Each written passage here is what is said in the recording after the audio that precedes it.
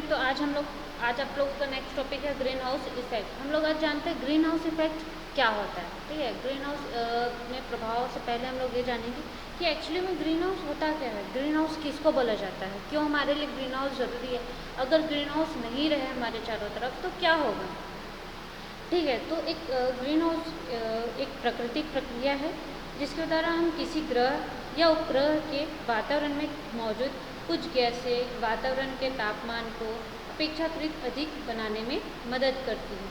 इन green house गैसों में carbon dioxide, जल वाष्प, मीथेन आदि शामिल है। यदि ग्रीन हाउस प्रभाव नहीं होता है तो शायद ही पृथ्वी पर जीवन होता है, क्योंकि तब पृथ्वी का औसत तापमान 18 अंश सेल्सियस होता, न कि वर्तमान में 15 अंश सेल्सियस होता। मतलब इसका मतलब ये है कि ग्रीन हाउस गैस का होना हमारे लिए बहुत ज़रूरी है। अगर ग्रीन हाउस गैस नहीं है तो हमारे ऊपर उसका प्रतिकूल प्रभाव पड़ेगा और हम इस पृथ्वी पे नहीं रह पाएंगे। ठीक है, तो ये हो गया ग्रीन हाउस गैस किसको बोलते हैं। तो अब हम लोग ये जानते हैं कि ग्रीन हाउस गैस को हम कैसे इफेक्ट किए हैं, हम मानव के द्वारा ग्रीन हाउस गैस कैसे इफेक्ट हुआ है। तो मानव की प्राकृतिक विरोधी नीतियों एवं कार्यों के कारण संतुलित जलवायु चक्र असंतुलित हो गया। मतलब जो पहले स्टेबल थी, जो भी हम लोगों का जो है वातावरण, जो जलवायु चक्र है वो क्या थी, संतुलित थी, प्रकृति के हिसाब से। तब हम लोगों ने मनुष्य की वजह से वो अब जो संतुलित वातावरण था वो क्या हो गया, अब असंतुलित हो गया है। इसी संदर्भ में पृथ्वी के वायुमंडल में कुछ विशेष गैसों की मात्रा इस सीमा तक बढ़ गई है कि धरती की ऊष्मा या गर्मी बाहर निकल नहीं पा रही है। इससे उत्पन्न प्रभाव को हरितगृह प्रभाव कहते हैं।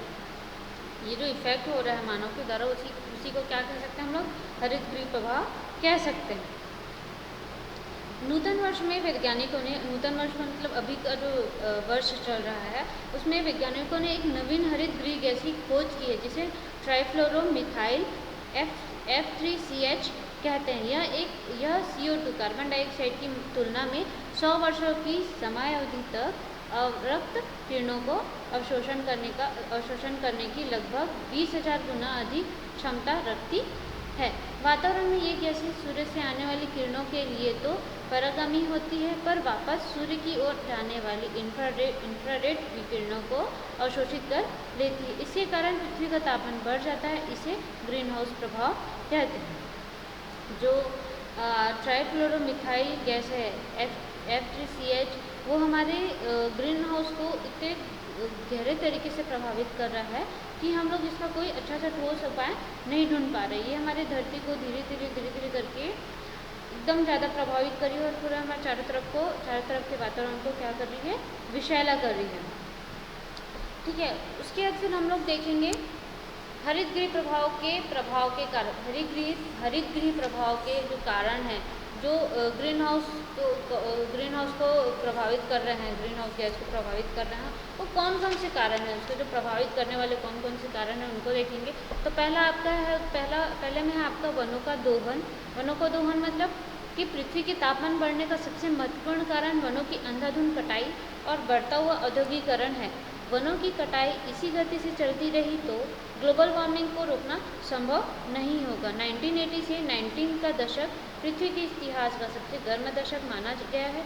तब ज्ञात हुआ है कि पृथ्वी का तापमान बढ़ने से रोकना है तो वातावरण से ग्रीन हाउस गैसों का स्तर को कम करना होगा। तो अगर जैसे हरितगृह प्रभाव को कारण है वनों का दोहन, तो हम लोगों को क्या करना होगा, वनों को कटने से रोकना पड़ेगा और जो वनों की जगह जो उद्योग बन रहा है, औद्योगिकरण हो रहा है, उसको रोकना पड़ेगा, तो जाके जो दोहन है, वनों का दोहन है, वो रुक सकता है।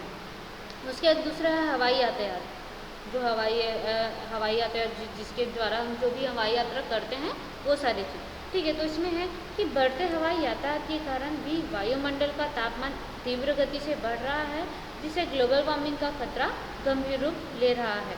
एक अनुमान के अनुसार प्रत्येक 4000 मील की हवाई यात्रा से लगभग 1 टन कार्बन डाइऑक्साइड का वायुमंडल में उत्सर्जन होता है। ग्लोबल वार्मिंग के लिए जिम्मेदार ग्रीन हाउस गैसों में ये प्रमुख गैसें हैं। ये हवाई यात्रा जो है, हवाईयान जो वायुमंडल को क्या करती, प्रदूषित करती है। उसके साथ साथ हवाई जहाज़ों से एक विषैला गैस भी निकलता है, उसको बोलते हैं नाइट्रस ऑक्साइड। ये जहरीली गैस क्या करती है, हमारे पूरे वायुमंडल को प्रदूषित करती जाती है। ठीक है, उन्हें ज़्यादा यातायात होने की वजह से कम ऊंचाई के मुकाबले 28 से 40,000 वर्ग फीट की ऊंचाई पर ग्रीन हाउस गैसों का सबसे अधिक प्रभाव होता है। इतनी ऊंचाई पर प्रदूषणकारी तत्व कम ऊंचाई की तुलना में 500 गुना ज़्यादा समय तक यानी 6 महीनों तक वायुमंडल में रहते हैं। मतलब अगर जो हवाई जहाज़ है, हवाई यात्रा जिससे भी करते हैं, अगर वो कम ऊंचाई में उड़ता है, ठीक है, तो वो हमारे वायुमंडल को लगभग 6 महीनों तक वो क्या करते रहेगी, विषैली करते रहेगी हवाई जहाज की वजह से। ठीक है, उसके बाद फिर तीसरा है आपका धुआं। धुआं कैसे आपके हरितगृह प्रभाव के कारण हो सकते हैं? क्योंकि धुआं सिर्फ ये धुआं नहीं है कि वो घरों के द्वारा निकलने वाला धुआं या जो आप जो नॉर्मली आग जलाने के लिए यूज़ करें वो धुआं नहीं, ये धुआं बस काफ़ी नहीं है। जो हम लोग विद्युत उत्पाद के केंद्रों, उद्योगों में कोयला एवं खनिज तेल के दहन से, चिमनियों से, यातायात के साधनों से, दहन होने वाले ईंधन से तथा घरेलू उपयोगों के दौरान लकड़ियों के दहन से जो कार्बन डाइऑक्साइड गैस की मात्रा को विमोचित होता है, जो उसके थ्रू निकलते रहते हैं। ठीक है, जो धुआं है वो आप जानते हो, यातायात के साधन जो भी हम ट्रांसपोर्टिंग यूज़ करते हैं, ट्रांसपोर्ट यूज़ करते हैं आने जाने के लिए, सबसे ज़्यादा तो विषैला धुआं उसी का ही रहता है, जिसमें डीजल और पेट्रोल में शीशा युक्त कण मिले रहते हैं। उसके बाद फिर आपका आता है उद्योगों से भी बहुत विषैले गैस निकलते हैं। ठीक है, तो ये सारे हैं हरितगृह प्रभाव के कारण कि हरितगृह प्रभाव को बढ़ाने के कौन कौन से कारण हैं। उसके बाद फिर आपका आता है हरितगृह गैसों के पर्यावरण पर प्रभाव।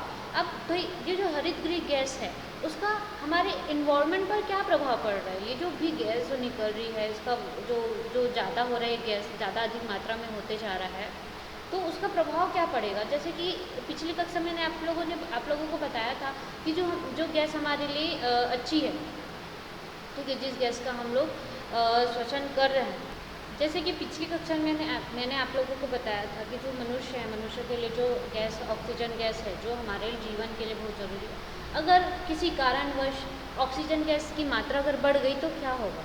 ठीक है, मतलब क्या होता है, हमारे पूरे चारों तरफ के वातावरण में सारे गैसों का जो संतुलन है वो एक समान होना चाहिए। अगर इनमें से कोई भी गैस बढ़ जाती है या कम हो जाती है तो हमारे सीधे मनुष्य के जीवन पर प्रभाव डालेगी। जैसे कि हरितगृह गैस अगर बढ़ जाती है तो उसका इफेक्ट किसको पड़ेगा? पर्यावरण पर पड़ेगा। ठीक है, तो देखते हैं कि हरितगृह गैसों का पर्यावरण पर क्या प्रभाव पड़ता है। तो पहला है कि ऊष्मा संतुलन में परिवर्तन होने से जलवायु परिवर्तन होने की संभावना रहती है। मानसून में देरी, अकाल, बाढ़, चक्रवात में वृद्धि, बरसात में 5 से 25% कमी तथा लू की संभावना बढ़ जाएगी। अगर हरितगृह इफेक्ट इन्वायरमेंट पर पड़ता है तो क्या होती है? ऊष्मा का संतुलन बिगड़ जाता है। जो गर्मी, जिसको एक्चुअली ऊष्मा इसी को बोलते हैं, जो हमको गर्मी लगती है, उसको क्या होगा? संतुलन, उसका भी एक लिमिटेशन होता है ऊष्मा मतलब गर्मी लगने का। अगर वो लिमिट ख़त्म हो जाए, अनलिमिटेड गर्मी, अनलिमिटेड ऊष्मा लगने लग जाए तो क्या होगा? मानसून में देरी आएगी, बरसात लेट से होगा, अकाल आएगा। अकाल मतलब अकाल मृत्यु, कोई भी अचानक किसी भी वजह से मरते रहेगा। उसके बाद अचानक से बाढ़ आ जाएगा किसी भी मौसम में, जैसे कि ऑब्वियसली अगर असंतुलित होती है मौसम तो क्या हो जाता है? बाढ़ आ जाती है, चक्रवात आने लग जाता है, चक्रवात में वृद्धि होती है, बरसात में कमी आती है। तथा बरसात में कमी आती तो अगर हमारा जो ऊष्मा असंतुलित हो जाता है, ऊष्मा अत्यधिक बढ़ जाती है तो हमको क्या लगती है? अक्सर करके लू की संभावना बढ़ जाती है। ठीक है, उसके फिर दूसरा है पृथ्वी का तापमान बढ़ने से गंगोत्री और पिंडारी ग्लेशियर निरंतर सिकुड़ रहे हैं। आर्कटिक व अंटार्कटिक के विशाल हिमखंड धीरे धीरे पिघल रहे हैं, जिससे जल स्तर में लगातार वृद्धि हो रही है। इसके कारण आने वाले समय में सागरीय तट जलमग्न हो जाएंगे। जो नेचर जियो साइंस पत्रिका में प्रकाशित एक रिपोर्ट के अनुसार अंटार्कटिक में गर्मियों में बर्फ 10 गुना ज़्यादा तेज़ी से पिघलने लगी है। समुद्र तल से 10 से 20 सेंटीमीटर की बढ़ोतरी हो चुकी है। ये सारे किस वजह से? ग्रीन हाउस के इफेक्ट की वजह से, हमारे क्लाइमेट चेंज होने की वजह से क्या हो रहा है? जो भी ग्लेशियर वगैरह हैं वो क्या हो रहा है? पिघलते जा रहे हैं, और उनका पिघलना हमको उसका असर अभी नहीं दिख रहा है। ठीक है, जो बोलते हैं ना कि बहुत सारी चीज़ें हिडन होती है, हमसे छुपी हुई रहती है, हमको दिखती नहीं है, लेकिन जब वो दिखती है तो एक साथ इतने भयानक रूप में दिखती है कि हम उसको कंट्रोल नहीं कर सकते। जैसे कि आपका अभी का देख लो कोरोना वायरस, हमको पता नहीं चलेगा कि हमको कोरोना वायरस है, और अगर किसी कंडीशन पे हम कंडीशन से अगर हमको हो गया तो हम उस कोरोना वायरस को इतने सारे लोगों के पास फैला देंगे कि उसका हम कंट्रोल नहीं कर पाएंगे। पहले के मुकाबले में हमारे इंडिया में कोरोना वायरस के मरीज बहुत कम थे, लेकिन अभी इस कंडीशन में ऐसा हो गया कि इतने ज़्यादा मरीज बढ़ते जा रहे हैं आए दिन ब दिन कि हम लोग उसको कंट्रोल नहीं कर पा रहे हैं। तो क्या था, पहले वो चीज़ हिडन थी, हमसे छुपी हुई थी, हमको पता नहीं चलती। कोरोना वायरस भी वैसे ही रहता है, हमसे छुपा रहता है, लेकिन क्या होता है जब वो हमारे सामने आता है, तो हमारे सामने जब वो आता है तो इतने बड़े रूप में रहता है कि हम उसको क्या कर पाते, कि हम उसको कंट्रोल ही नहीं कर पाते। वैसे ही जो हमारे जो ग्लेशियर हैं, वो सारे जो पिघल रहे हैं, वो एक्चुअली अभी भी पिघल ही रहे हैं, क्योंकि हमारा क्लाइमेट जो है वो चेंज हो चुका है प्रदूषण की वजह से। ठीक है, तो उसका चेंजेस हमको अभी नज़र नहीं आएगा, लेकिन जब नज़र आएगा तो इतने विकराल रूप में नज़र आएगा कि हमारे हम चारों तरफ जल से घिरे रहेंगे। जो भी समुद्र तट के किनारे जो भी प्रदेश हैं, जो अभी बसे हुए हैं, वो सारे प्रदेश जलमग्न हो जाएंगे। चारों तरफ त्राही त्राही हो जाएगी, चारों तरफ से पानी पानी रहेगा।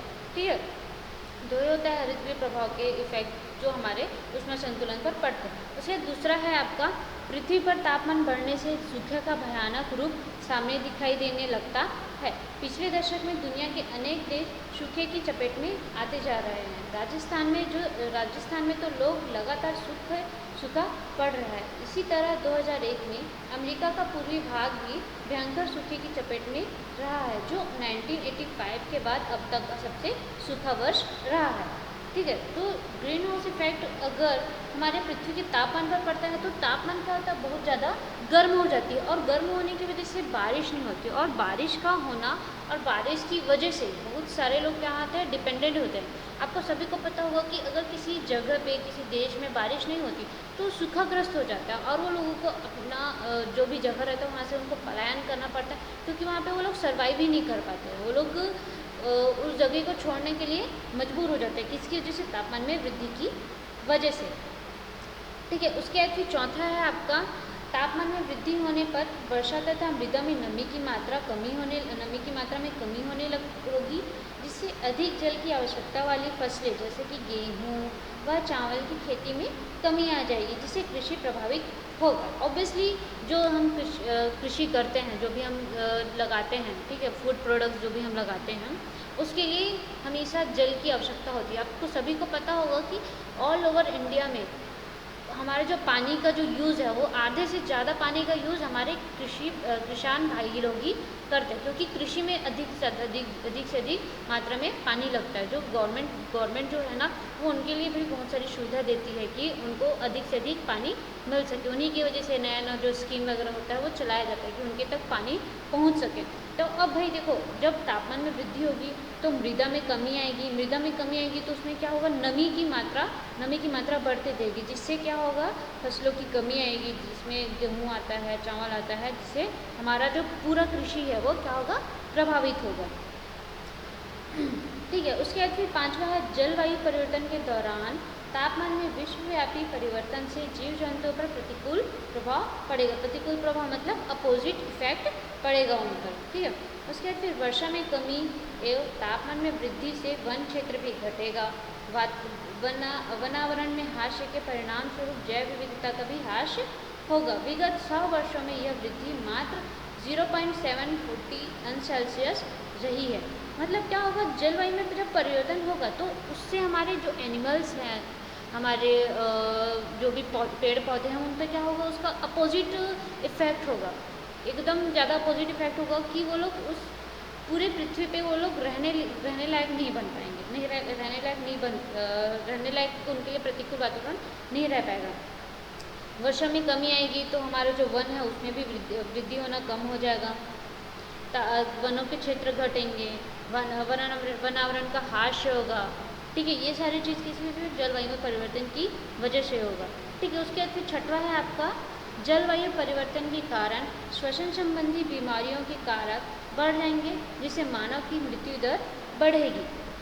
अब भाई देखो, क्लाइमेट चेंज होता है, जैसे कि आप एक इजी चीज़ जानते हो, जैसे कि सर्दी से गर्मी, गर्मी से ठंड, बरसात, ऐसा करके मौसम परिवर्तित होता है। ठीक है, हमारा जो 3-4 ऋतु है, उसमें जो ऋतुएँ जब चेंज होती है तो आप सभी ने देखा हो कि मौसम जब बदलते हैं तो हमारे शरीर के ऊपर भी इसका असर होता है। ठीक है। मौसम बदलने की वजह से हमको सर्दी, बुखार, खांसी, लू ऐसा सब पकड़ने होगा, मतलब पूरा क्लाइमेट चेंज होगा तो क्या होगा, वो हमारे श्वसन संबंधी बीमारियों के लिए बहुत बड़ा कारक बन जाएगा, जिसकी वजह से हमको मच्छरों से फैलने वाले जो रोग हैं, मलेरिया, डेंगू, पीलिया, बुखार जैसी महामारियाँ बढ़ जाएंगी। और जब ये महामारी बढ़ जाती है ना, कुछ दिन पहले आपको सभी को पता होगा कि भिलाई में लगभग 2018-2019 बीच की बात है, भिलाई में मलेरिया फैला हुआ था। इतने गहरे गंदे तरीके से फैला था वो मलेरिया जैसा महामारी कि उसको कोई कंट्रोल नहीं कर पा रहा था। फिर धीरे धीरे करके वो चीज़ें क्या हुई, कंट्रोल हुई। ठीक है, किसकी वजह से हुआ था, सिर्फ और सिर्फ आपके क्लाइमेट चेंज की वजह से। ठीक है, उसके बाद फिर नेक्स्ट है आपका घास के बड़े बड़े मैदान में तेज़ी से कमी आएगी, जिससे पशुओं के चारे, जल की समस्या का विकराल रूप लेगी।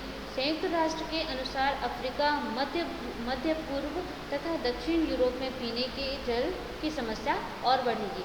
अब देखो भाई, जितने भी हमारे एनिमल्स हैं वो घास, बड़े बड़े पेड़ों मैदानों से क्या रहते हैं, वो लोग डिपेंडेंट रहते हैं। अब वही नहीं रहेगा, वही नहीं बच पाएगा, तो उनके खाने के लिए क्या रहेगा, वो लोग तो वैसे ही महामारी की वजह से ख़त्म हो जाएंगे, भूख की वजह से ख़त्म हो जाएंगे, क्योंकि उनके लिए क्या है, वो चीज़ ज़रूरी। और ये सारी चीज़ें किसकी वजह से होंगी, जो ग्रीन हाउस इफेक्ट है उसका हमारे इन्वायरमेंट पर जब इफेक्ट गहरे तरीके से इफेक्ट होगा तो क्या होगा, घासों में कमी आएगी, पशुओं के चारों की समस्या होगी।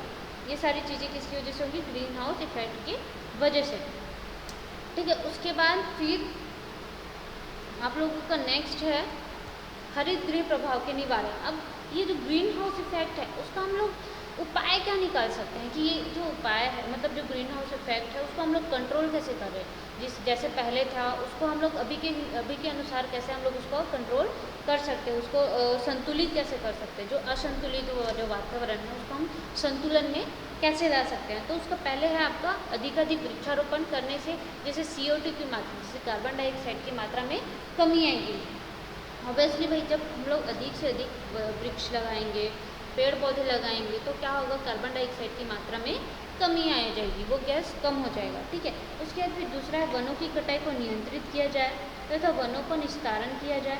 इसी संबंध में हाल ही में अमेरिका अंतरिक्ष एजेंसी ने जंगली फलों की ऑनलाइन बिक्री करके लोगों को इसे अपने आसपास लगाने का आह्वान किया। मतलब उनको बोला गया कि इस पौधे को लगाया जाए, क्योंकि जो जंगली पौधा जो आप देखते हो ना, जो ऐसे ही उग जाता है, तो वो लोग आसानी से उग जाते हैं, लेकिन वो उगते तो आसानी से, लेकिन वो हमारे लिए बहुत फ़ायदेमंद रहते हैं। हमें बहुत ज़्यादा अच्छी मात्रा में जो हमारा कार्बन डाइऑक्साइड है उसको ऑब्जर्व कर लेते हैं, और हमको जो हम गैस जो लेते हैं उसको क्या करता है, वो हमको वापस करती है, और जो ऑक्सीजन है वो हमको क्या करेगी, मिलते रहेगी।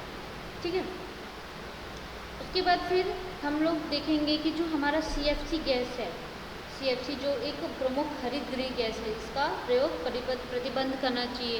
जो CFC गैस है उसको बिल्कुल पूरी तरीके से बंद करना चाहिए कि CFC गैस को इस्तेमाल ना करें, ताकि हमारा जो पर्यावरण है वो क्या रहे, संतुलित रहे, हमारे जो ग्रीन हाउस इफेक्ट है वो भी क्या रहे, संतुलित रहे। ठीक है, उसके बाद चौथा आपको हमारी जो मानव की आवश्यकता है उसको क्या करनी चाहिए, सीमित करनी चाहिए। जैसे कि आवश्यकता, रेडियो डिटेशन में आयोजित ऐतिहासिक पृथ्वी सम्मेलन में तत्कालीन प्रधानमंत्री श्री नरसिंह राव ने महात्मा गांधी का एक महत्वपूर्ण उदाहरण दिया था कि दुनिया में हर व्यक्ति की आवश्यकताओं को पूरा करने के लिए पर्याप्त साधन उपलब्ध है, लेकिन हर व्यक्ति के लालच को संतुष्ट करने के लिए नहीं। यदि विकासशील राष्ट्र इस बुनियादी बात को समझ ले तो कई समस्याएं स्वतः ही सुलझ जाएंगी और भविष्य में पर्यावरण का ह्रास रुक जाएगा। मतलब जो प्रधानमंत्री है, जो महात्मा गांधी हैं, उन्होंने बताया है, बड़े सरल शब्दों में बताया है कि हमारे जो रेगुलर यूज़ के जो सामान होते हैं ना, वो हमारे लिए बहुत सीमित है। हम उसको उस चीज़ का यूज़ करके हम रह सकते, सर्वाइव कर सकते हैं, लेकिन हमारा जो मनुष्य जो जीवन है, वो हमारे मनुष्य जीवन इतना लालची है कि हमको लालच आ जाता है सारी चीज़ों को। अगर किसी के पास एक गाड़ी है और उसके पास बहुत सारे पैसे हैं तो वो 2 और गाड़ियाँ खरीदेगा, वो और फ्रिज लगाएगा, वो अपनी आवश्यकताओं से ज़्यादा सामान खरीदेगा, जिससे क्या होगा, पर्यावरण का ह्रास होगा। अगर हम अपने मानव की ज़रूरतों को मानव की ज़रूरतों को कम कर दें, ठीक है, सीमित कर दें, सिर्फ जितनी हमको ज़रूरत है उतने ही सामान रखें तो शायद पर्यावरण का हास्य होने से रुक जाएगा। और ये बेस्ट उपाय है हमारे ग्रीन हाउस इफेक्ट को रोकने के लिए। मैं चाहती हूँ कि आप लोग भी ऐसा ही करें, जितना चीज़ आपको ज़रूरत है। जैसे इस टाइम पे जो कोरोना, हम लोग क्या कर रहे हैं अभी, हम अपनी ज़रूरतों को सीमित कर दिए हैं, जिससे हमारा पर्यावरण प्रदूषित नहीं हो रहा। आप सभी देख पा रहे हैं कि हमारा पर्यावरण कितने अच्छे से साफ़ सुथरा है। अरे भाई, हम उस चीज़ को यूज़ नहीं कर रहे, फिर भी तो अभी भी जिंदा है ना। ऐसा तो नहीं कि हम मर गए हैं, हम बाहर नहीं घूमने जा रहे हैं, हम इधर उधर मौज मस्ती नहीं कर रहे हैं, हम वो नहीं कर रहे, प्रदूषण नहीं फैला रहे, तो हम मर तो नहीं गए ना भाई उस चीज़ों को। तो हम क्या करें, उन चीज़ों को सीमित कर दिए, जिससे हमारा पर्यावरण खुली हवा में सांस ले पा रहा है, हमारे जीव जंतु खुले हवा में घूम पा रहा है, अच्छे से सर्वाइव कर पा रहा है। ठीक है, तो हम क्या करें, इसकी सीमित कर दें अपनी ज़रूरतों को, जिससे हमारा ग्रीन हाउस इफेक्ट अच्छे से कम हो पा रहा है, ग्रीन हाउस इफेक्ट नहीं हो पा रहा है। ठीक है, उसके बाद फिर पांचवा है आपका कारखानों जीवाश्म ईंधनों के विकल्पों की खोज संबंधी शोध को प्रोत्साहन दिया जाना चाहिए। जो जीवाश्म ईंधन है, जो जीवों से जो निकलने वाले ईंधन है, उसको क्या करना चाहिए, शोध संबंधी प्रोत्साहन को दिया जाना चाहिए। उन सारी चीज़ों को क्या करना चाहिए, ग्रीन हाउस इफेक्ट को कम करने के लिए उनको और ज़्यादा प्रभावित करना चाहिए और उन चीज़ों को कम कर दे, ताकि जीवाश्म ईंधन का भी दोहन ना हो सके। कारखानों से निकलने वाले धुओं की ग्रीन हाउस गैसों से संबंध में जांच कर उस पर आवश्यक प्रतिबंध लगाया जाना चाहिए। जो कारखानों से निकलने वाले जो धुएँ हैं, ठीक है, कारखानों से निकलने वाले धुएँ की ग्रीन हाउस गैसों से क्या होते हैं, संबंध करके उसको जांच कर उस पर आवश्यक प्रतिबंध लगाना चाहिए, जिससे हमारे ग्रीन हाउस इफेक्ट में नया उपाय हमको या नया निवारण हमको मिल सके। तो ये था आपका ग्रीन हाउस इफेक्ट। उसके बाद नेक्स्ट टॉपिक होगा आपका ओजोन लेयर। और आप लोगों के लिए ये है कि आप ज़्यादा से ज़्यादा वीडियो देखें, और आपको कोई अगर डाउट है तो हमको कमेंट करके ज़रूर बताएं, जो भी अगर आपको डाउट होता है तो। Thank you.